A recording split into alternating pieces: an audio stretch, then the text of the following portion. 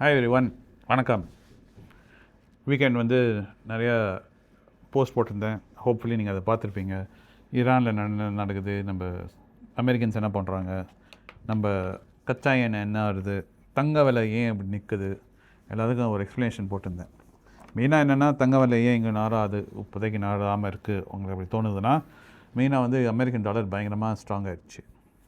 Dollar index நீங்கள் follow பண்ணியிருந்தீங்கன்னா அது 97, 96லலாம் அவ்வளோ வீக்காக இருந்தது. இப்போ ஒரேடியாக கடன்னு 100க்கு போயாச்சு. ஸோ ஆக்சுவலாக தங்கம் 97 இன்னும் டாலர் இருந்ததுன்னா ஆக்சுவலாக 5200 கொஞ்சம் கம்மியாக இருக்கும், அந்த லெவலில் இருக்கணும். டாலர் ஸ்ட்ராங்காக ஆனதுனால தங்கம் அப்படியே போய் நிற்குது. நம்ம இந்தியாவில் என்ன பிரச்சனைனா, நம்ம இந்தியன் ருப்பி இன்னும் வீக்காகிட்டு இருக்குது. ஸோ இந்தியாவில் பார்த்திங்கன்னா தங்கம் விலை ஏறின்னு இருக்குது. ஆனால் இன்டர்நேஷ்னலாக பார்க்கும்போது அவ்வளோ ஏறலை. இதுதான் மெயின் ரீசன். இப்போதைக்கு தங்கம் இங்கே போனால் சொல்ல முடியாது. ஏன்னா ஃபெட்டு இப்போதைக்கு இன்ட்ரெஸ்ட் ரேட்டை கம்மி பண்ண மாட்டாங்க. That is the main reason why gold is stagnant. ஏன்னா money supply in dollar terms வராது. ஸோ இன்ஃப்ளேஷனை கண்ட்ரோல் பண்ணுறதுக்கு, குறைக்கிறதுக்கு வழி பார்க்குறாங்க. இதான் நடக்குது பேசிக்காக. அஃப்கோர்ஸ் இது தவிர நான் இது போட்டிருந்தேன்னா, நம்ம ட்ரம்ப் ஃபெப்ரவரி 27 அவருக்கு ஈரான்லேருந்து ஒரு நல்ல டீல் கொடுத்துருந்தாங்க. ஒபாமாவோட நல்ல டீல் ஒன்று கொடுத்துருந்தாங்க ஈரான், இந்த நியூக்ளியர் வெப்பன்ஸுக்கெலாம். ஆனால் அது வேண்டாம் அப்படின்னு ரிஜெக்ட் பண்ணி தான் அந்த வாரம் ஆரம்பிச்சிருக்கு. ஸோ அந்த வாரம் எப்படி போய் நிற்கும்னு என்னன்னு தெரியாது. ஏன்னா இப்போ ஈரான் என்ன சொன்னாங்கன்னா, வாங்கப்பா சண்டை போடலாம் வாங்க. ஈரானுக்கு என்ன பொசிஷன்னா, நாங்கள் தோக்காமல் இருக்கணும், அவ்வளோதான். நாங்கள் உயிரோடு எப்படியாவது இருந்தோன்னா ஃபைனலாக அமெரிக்கா தோற்று போவாங்க. ஏன்னா அமெரிக்காவில் இவ்வளோ நாள் தான் சண்டை போட்டுருக்க முடியும். எல்லோரும் பேஷன்ஸ் இருக்குது, பொறுமை. அந்த பொறுமை போக போக போடான்னு வெளில போயிடுவாங்கன்னு நம்புகிறாங்க.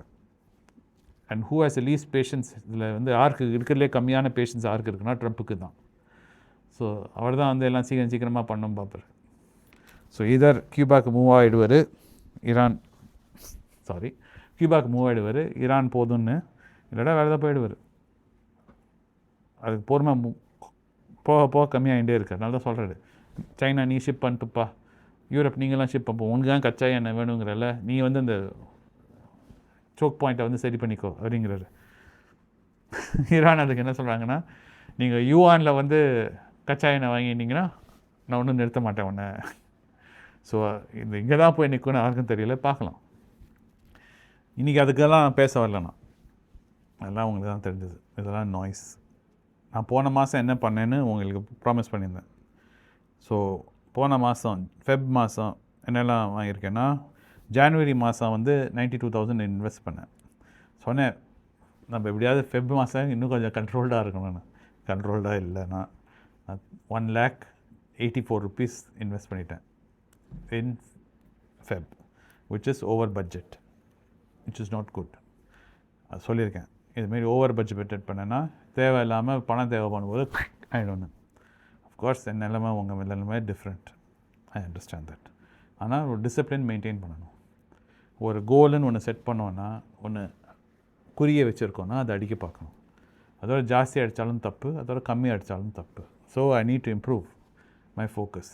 அஃப்கோர்ஸ் மார்க்கெட் நிறையா கரெக்டாக இருந்ததுனால கொஞ்சம் ஆசையில் இங்கே அங்கேன்னு போய் கையை விட்ருக்கேன் உள்ள. அஃப்கோர்ஸ் இப்போ சொல்ல போகிறேன் என்னெல்லாம் நான் வாங்கியிருக்கேன்னு. அதுக்கப்புறம் இன்னும் கன்க்ளூஷனாக நான் what I'm trying to do in March. At least March உள்ளதுனால சக்ஸஸ்ஃபுல்லாக இல்லை. நான் மார்ச்சும் பயங்கர இந்த வாரனால கரெக்ஷன் ஆகிறதுனால கொஞ்சம் கண்ணாப்பிட்டாக தான் ஆயிருக்கு மார்ச். ஹோப்ஃபுல்லி இது ரிமைனிங் ஹாஃப் ஆஃப் மார்ச் இதை பார்த்துட்டு கொஞ்சம் டிசிப்ளின்டாக இருப்பேன்னு ஒரு நம்பிக்கையில் இருக்கேன். எனிவே, ஸோ டாடா கன்சல்டன்சி 12 வாங்கியிருக்கேன் ஒரு 34,000க்கு. இன்ஃபோசிஸ் 9 வாங்கினேன் 12,000 ரூபாய்க்கு. ஜைடஸ் லைஃப் சயின்ஸ் 7 வாங்கினேன் 6,000 ரூபாய்க்கு. விப்ரோ 28 வாங்கியிருக்கேன் 6,000 ரூபாய்க்கு. ஹெச்டிஎஃப்சி லைஃப் 5,000 ரூபாய்க்கு வாங்கியிருக்கேன் 7. ஹெச்டிஎஃப்சி பேங்க் 5 வாங்கியிருக்கேன், அதுவும் 5. ஐடிசி ஒரு 12 வாங்கியிருக்கேன், அது ஒரு 4,000 ரூபாய்க்கு. ஐடிஎஃப்சி ஃபர்ஸ்ட் பேங்க் 52 வாங்கினேன், அதுவும் ஆல்மோஸ்ட் 4,000. மஹிந்திரா ஹாலிடேஸ் 6 வாங்கியிருக்கேன், ஆல்மோஸ்ட் 2,000 ரூபா. நாட்கோ ஃபார்மா 2 வாங்கியிருக்கேன், அது ஒரு ஆல்மோஸ்ட் 2,000 ரூபா. கோல்பீஸ் சரிங்களா, ஒரு 13 கோல்பீஸ் வாங்கியிருக்கேன் 1,600. டாடா மோட்டர்ஸ் 3 வாங்கினேன் 1,500. ஃபினோலெக்ஸ் கேபிள்ஸ் 2 வாங்கினேன் 1500. டாக்டர் ரெட்டி ஒன்று வாங்கினேன் 1300. கோட்ரேஜ் ஆக்ரோ வெட் அப்படின்னு ஒரு கம்பெனி வாங்கினேன் 2, சரிங்களா, அது 1200. ஜோதி லேப்ஸ் 5, அது ஒரு 1200. சிக்னெட் டெக்னாலஜிஸ்னு ஒரு கம்பெனி ஒன்று தான் வாங்கினேன், அது 1200. Tata Motors passenger 3, 1100. TTK Prestige 2 வாங்கினேன் 1000 ரூபாய்க்கு. எஸ் பேங்க் 45 வாங்கினேன் 900 ருபீஸ்க்கு. காவேரி சீட்ஸ் ஒன்று வாங்கினேன் 824க்கு. சவுத் இண்டியன் பேங்க் 20 வாங்கினேன் 748. கல்யாண் ஜுவல்லர்ஸ் 2 வாங்கினேன் 725. தேஜஸ் நெட்வொர்க் 2 வாங்கினேன் 665. அப்புறம் மோல் டெக் பேக்கிங் அப்படின்னு ஒன்று வாங்கினேன், அது ஒன்று தான் வாங்கினேன் 500 ரூபாய்க்கு. அத்துல் ஆட்டோ ஒன்று வாங்கினேன் 479க்கு. விஎஸ்டி இண்டஸ்ட்ரீஸ் அப்படின்னு ஒன்று கம்பெனி, அது ஒன்று வாங்கினேன் 200 ரூபாய்க்கு. அப்புறம் டாட்டா ஜிவிகே ஹோட்டல்ஸ் ஒன்று வாங்கினேன் 371க்கு. காஸ்ட்ரோல் இந்தியா ஒன்று வாங்கினேன் 185. அப்புறம் மார்க் சான்ஸ் ஃபார்மா ஒன்று வாங்கினேன் 175. மனோஜ் வைவா ஜெம்ஸ் அப்படின்னு ஒரு கம்பெனி ஒன்று வாங்கினேன் 167. ஓரியண்டல் ஹோட்டல்ஸ் ஒன்று வாங்கினேன் 107. ஸோ இதிலெல்லாம் வந்து எங்கள் அண்ணன் சொல்ல கம்பெனிஸ் கிடையாது, குப்பை கம்பெனிஸ், நம்ம பட்டாஸ் லிஸ்ட்டில் இல்லாத கம்பெனிஸ் அது நிறையா இருக்குது. அதனால தான் கொஞ்சம் பட்ஜெட் தாண்டிட்டேன்னு நினைக்கிறேன். எப்படி தேவையில்லாமல் நானும் அஸ்ரஃபும் பேசின்னு இருக்கும்போது, ஆல்பின் பேசின்னு இருக்கும்போது இதுமாரி இங்கெல்லாம் போய் தொட்டிருக்கேன். அது இதெல்லாம் Oriental Hotels, Manoj, Marksans, Castrol, Taj GVK, VST, Atul auto, Maharashtra seamless, Moldtek packing, Garware technical, sorry அது சொல்ல வந்துட்டேன், Garware technical fibres, Tejas network, Kalyan jewellers, Kaveri seeds, அப்புறம் KPIT tech, Cigniti technologies, Godrej agrovet அது. ஸோ நிறைய ஸ்டாக்ஸ் சும்மா வாங்கியிருக்கேன். அதெல்லாம் அவ்வளோவா வாங்கலை, ஒன்று அப்படி வாங்கியிருக்கேன். சும்மா போகாத நேரத்தில் கொஞ்சம் எக்ஸ்ப்ளோர் பண்ணலாம் அப்படின்னு வாங்கியிருக்கேன். அது நீங்களும் செய்வீங்கன்னு தெரியும். சரிங்க, நான் உண்மையாக சொல்கிறதுக்கு தான் இருக்கேங்க. கரெக்டாக இல்லையான்னு சொல்கிறதுக்கு என்ன கேட்டிங்கன்னா, இது எனக்கு கரெக்டுன்னு எனக்கு இருக்குது, என்னோடய ரிஸ்க்கு நான் என் ப்ரொஃபைலுக்கு எடுக்கிறேன். பட் இதை பார்த்து சூடு போட்டுக்காதீங்க. உடனே வந்து வினோத் இதெல்லாம் குப்பையாக வாங்கினா ஸோ நானும் இதெல்லாம் போய் பார்க்க போகிறேன்னு பார்க்காதீங்க. That is not the way to invest. There are certain ideas, நான் எதுக்கு அது வாங்கியிருக்கேன்னு இருக்கலாம். Sometimes I buy a stock, so it's there my portfolio to see how the price is moving. சரிங்களா? So those could be my motivational points. So there's lots of ways to look at these things. யாரா என்ன நான் பேசிட்டு என்ன வேணும்? வண்டி puncture ஆகிட்டு இருக்குப்பா. ஆறு என் வண்டியா? ஏன் வண்டிப்பா? அதில் டிரைவர் யாரும் ஆக்டிவ் போட்டு எடுத்துன்னு போயிருக்கான் போல இருக்கு. மத்தியானமாக போயிருக்கு போல இருக்கு. பஞ்சர் பார்க்காம விட்டுருக்காங்க. காலையில் வண்டி வாஷ் பண்ணும்போது பார்த்தா பஞ்சர் பேக் ஆகி. என்ன வண்டி? அது வேலை சொல்லணும். வேலை சொல்லணும், சின்ன வண்டி. என்ன வண்டி? வோக்ஸ் வேகனா? டைகூன் வந்து பஞ்சர் இருக்கா? சரி, இதுக்காக வந்தியா? ஏர் அடிச்சுட்டு போய் பஞ்சர் போட்டுக்கலாம். நீ எதுக்கு ஒன்று பேக்கில் வச்சுருக்க? நான் பேக்கில் வச்சுருக்கேன் சார். சார்ஜ் இல்லை, சார்ஜ் சுத்தமாக இல்லை. சரி, 2 டிரைவரும் வந்திருக்காங்க, வண்டியில் பஞ்சர் ஆகிடுச்சான் வோக்ஸ் வேகன் டைகூனில், அண்ணன் வண்டியில்.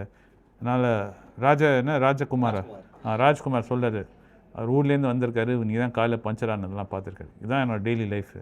அதனால் அஸ்ரஃப் வந்து எங்கள் ரீசார்ஜபிள் ஏர் பம்ப் கொடுத்துட்டுருக்காரு. ஏன்னா எங்கள் மக்கள் நினச்சின்னு இருப்பாங்க, ஏன்னா நடுவில் சார் பேசுனா நிறுத்திட்டு எங்கேயோ போயிட்டாருங்க. சரி சரி, as I coming back to the point, இதெல்லாம் இன்வெஸ்ட் பண்ணதுக்கு ரெக்கமெண்டேஷன் கிடையாது. சரிங்களா? This is not the way I want you to invest. பட்டாஸ் லிஸ்ட்டில் ஃபோக்கஸ் பண்ணுங்கள். பட்டாஸ் லிஸ்ட் இருக்கிறது மாத்திரம் பாருங்கள். இதுமாரி பட்டாஸ் லிஸ்ட்டை வெளில போனீங்கன்னா புரிஞ்சுட்டு பண்ணுங்கள், ரிசர்ச் பண்ணுங்கள். அதர்வைஸ் கையெல்லாம் வலிக்கும். அதனால தான். But I want to be honest, உண்மையை சொல்லணும்னு பார்க்குறேன். நான் தப்பு பண்ணாலும் தப்பு பண்ணுறேன், என்னெல்லாம் தப்பு பண்ணேன் அப்படின்னு சொல்கிறது உண்மைன்னு நினைக்கிறேன். I don't know is it right or wrong. I would love உங்கள் கமெண்ட்ஸ் சொல்லுங்கள் கீழே. Should I be honest? நான் என்ன பண்ணுறேன் கிளியராக, இவ்வளோ போட்டேன், இதுமாரி கிளியராக சொல்லணுமா? இல்லாட்டா பட்டாஸ் லிஸ்ட்டில் இருக்காத கம்பெனியில் போட்டதெல்லாம் நான் வந்து சும்மா மொத்தமாக போட்டு இதுமாரி நான் பட்டாஸ் லிஸ்ட் அப்படின்னு சொல்லிவிட்டு குவைட்டாக விட்டுட்டோமா? I leave it up to you. நீங்கள் கீழே சொல்லுங்கள் கமெண்ட்ஸில். அதை ஏற்ற மாரி maybe March I feel always honesty is better. But I don't know if I'm helping or I'm making things worst. But I very confused. அதான் எனக்கு புரியல. அஸ்ரஃப் வந்து எப்பயும் சொல்லுவான், சொல்லிடும்பான். எங்கள் அண்ணன் வந்து இல்லை, அவங்கள தப்பான இடத்துக்கு அவன் ஒன்றை பார்த்து போட்டுக்க போகிறான் சூடும்பான். ஸோ எனக்கு தெரியல. I do think my people are my friends, நீங்களாம் வந்து are far more disciplined and much more in control of your emotions. உங்களோட மனசில் நீங்கள் இன்னும் கண்ட்ரோல் பண்ணி இருக்கீங்க அண்டு என்னோட இருக்கீங்கன்னா என்னை மாரி தான் இருக்கீங்கன்னு நான் நம்புகிறேன். That people who are like my friend Arun cameraman, அவங்களாம் என்னை ஃபாலோ பண்ண மாட்டாங்க. ஏன்னா they don't have the discipline, not, and they think நான் வந்து ஏதோ ஒரு வயசான ஏதோ வளரின்னு இருக்கேன். People who are following me like Ashraf, I think you guys understand நான் இங்கே எதுக்கு பண்ணுறேன், ஏன் பண்ணுறேன்னு புரிஞ்சுட்டு நீங்களும் அதுமாரி தான் புரிஞ்சுன்னு பண்ணுறீங்கன்னு நம்புகிறேன். ஸோ எனிவே இதெல்லாம் வந்து கன்சிடரேஷனுக்கு சொல்லவே இல்லை. இது நான் தான் இதான் போன மாதம் செஞ்சேன்னு சொல்லியிருக்கேன் ரெட்ரோஸ்பெக்டிவாக. உங்களை கன்சிடரும் பண்ண சொல்ல, கன்சிடர் பண்ணாதும் சொல்லாமல் இருக்கல. உங்களுக்கு என்ன கரெக்ஷன் பண்ணது தேவைப்படுதோ பண்ணுங்கள், சரிங்களா? Always look for value, research பண்ணுங்கள், கண்ணை மூடின்னு இன்வெஸ்ட் பண்ணாதீங்க. அதுதான் main thing. And like I said பெனி வீடியோவில் இதுமாரி ட்ரம்ப், இரான் வார், ட்ரம்ப் பண்ணது, கோல்ட் ப்ரைஸ் எல்லாம் noise. January month one as investing that அன்றைக்கெல்லாம் ஒரு நாய்ஸ் இருந்தது. க்ரீன்லேண்ட் பற்றி பேசியிருந்தார், வெனிசுவேலா பண்ணார், அதெல்லாம் இப்போ மறந்து போயாச்சு. ஸோ அதுமாரி தான் இதுவும். நெக்ஸ்ட் இயர் மார்ச் ஒழுங்காக வேறு எங்கேயோ இருக்கும், வேறு ஏதோ பண்ணிட்டு இருப்போம். ஆனால் நம்ம இன்வெஸ்ட் பண்ணாமல் இருந்தோன்னா முன்னேற மாட்டோம். அண்ட் அஃப்கோர்ஸ் டிஃபன் காஃபி ரேஞ்ச்லேயே இருங்க, அது ரொம்ப முக்கியம். டிஃபன் காஃபி ரேஞ்ச் விட்டு வெளில போயிட்டிங்கன்னா வலிக்கும். ஏன் வலிக்கும்னா திடீர்னு பணம் தேவைப்படும், லாஸ்ட்டில் விற்றுட்டு வெளில வர்றது மாதிரி இருக்கும், ரொம்ப மோசமாக இருக்கும். இல்லாட்டா இன்னொன்று மோசமாக என்ன ஆகிடும்னா லாஸில் இருக்க மாட்டீங்க, பயங்கர ப்ராஃபிட்டில் இருப்பீங்க. அப்போ ஐயோ ப்ராஃபிட்டில் இருக்கே ஏன் விற்கணும் அப்படின்னு தோணிட்டு கடன் வாங்கிடுவீங்க. அது இன்னும் மோசம். ஒரு தப்பு பண்ணிவிட்டு ரெண்டாவது தப்பு அதுக்கு மேலே செய்வீங்க. ஸோ அதனால தான் டிஃபன் காஃபி ரேஞ்ச்லேயே இருன்னு சொல்கிறேன், சரிங்களா? உங்கள் டிஃபன் காஃபி என்ன ரேஞ்சோ அதுலேயே இருங்க. I am also trying to stay in that, to maintain discipline. Hopefully March I don't no, but April I'll try I guess. But anyway, thanks for watching and see you soon. Ashraf will turn off the camera now. Bye guys.